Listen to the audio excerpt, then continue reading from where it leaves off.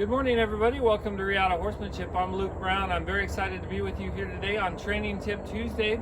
The horse that I have this morning with me is Nina. Nina is a come-in 2-year-old, so she's not 2 yet. So we're not doing riding training, but we're doing a lot of groundwork.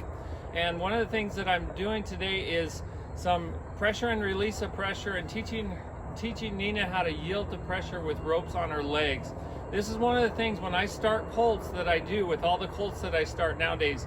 I used to not do this, but I think it's so important that you teach your horse to yield to pressure, to rope pressure on the legs. And some people might argue that hobbles and ropes on horses is a bad way to go, that maybe it's abusive in some way. But in my opinion, having a rope, teaching your horse to yield the pressure, to rope pressure on their legs is going to save their life someday, or save them from a major accident, or save you from a major accident. If your horse can yield the rope pressure, if they feel pressure around their leg and they yield to that, meaning they give to that pressure, they don't try to run from it, they don't try to kick at it, they literally walk towards it, move into that pressure, then they're gonna stay out of accidents in their life. And at some point in your horse's life, if you have a horse long enough, or you have horses long enough, you're gonna have a horse get stuck in a fence, they're gonna get stuck in a rope, they're gonna get stuck in a wire, they're gonna get stuck somewhere.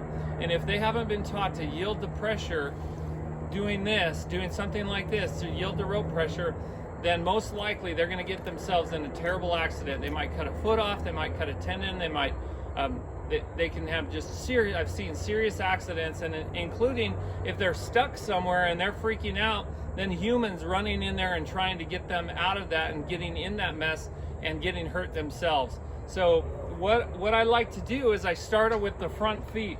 Usually I make sure that I can desensitize, that my horse is desensitized with the lead rope around their legs. So I flip that lead rope around their legs, make sure that they're okay with the lead rope on their legs.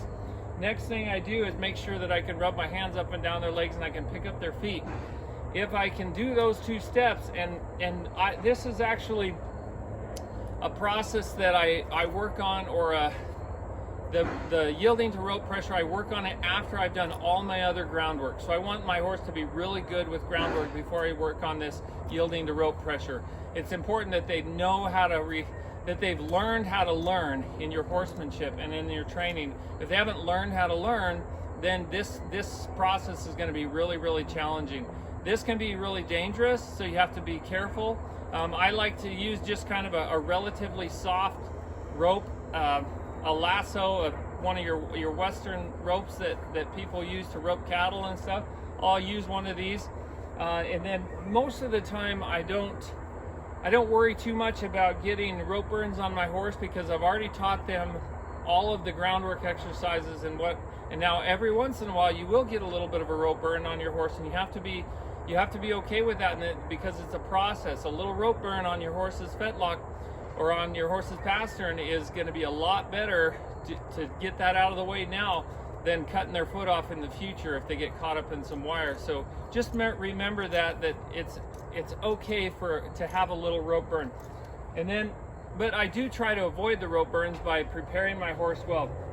So I've worked with Nina a little bit with this already, but what you want to do is you want to stay, when you start, you put the rope on the foot. You put it down. I like to put the rope down on the pastern, so below the fetlock, above the hoof. That's where I like to hold it. And then I'm going to take one hand to hold the rope and one hand the rope closest to her, so I'm just holding one rope, and then I hold all the loops in this hand. Then I'm going to step back from her, and I'm going to go at an angle, and I'm going to ask, just with some light pressure, I'm going to pick up on that rope and ask you see it get tight there. And I'm just going to sit here and wait for her. And then I might cluck a little bit. As soon as she picks that foot up, I'm going to release that rope. Then I'm going to ask again. She picked it up. Now she moved her head towards me a little bit. And now I'm just going to start to move in a circle and ask her for the yield. So every time she steps down, I'm going to pick up on that rope. And then when she picks up her foot, I'm going to release that rope. Try to stay out of the direct line of fire from your horse, because some horses, when they're doing this for the first time, they might strike out forward. So you got to be over here in the shoulder position, what I call the shoulder position, which is 45 degrees from the shoulder. to keep out of that strike zone so you don't get yourself hurt. So this is a more advanced technique, but it is something that I recommend a lot of people learn, especially if you're teaching your horse for the first time, if you're training your horse, and any horse that you have, they should learn how to yield the pressure with ropes. If they don't, then obviously there's a high possibility that at some point in their life they're going to get caught up in something and get themselves hurt. Hope you guys have a great day. Thanks for watching, and make sure that we have some horsemanship clinics coming up this fall, 2023. In just a couple of weeks, we have a mini clinic series. We have a Build the Foundation of Your Dream Horse series where we work on a lot of horsemanship techniques and training techniques to help you and your horse develop that relationship that you've always wanted. If you feel stuck in your life, if you feel stuck with your horsemanship, go to riatahorsemanship.com and make sure to check out our membership. We have an incredible community of members that are looking to improve their lives, to better their lives, and to better their horsemanship. Hope you guys have a great day. Until next time, be thankful, live with purpose, live with passion, and as always, stay safe in the saddle.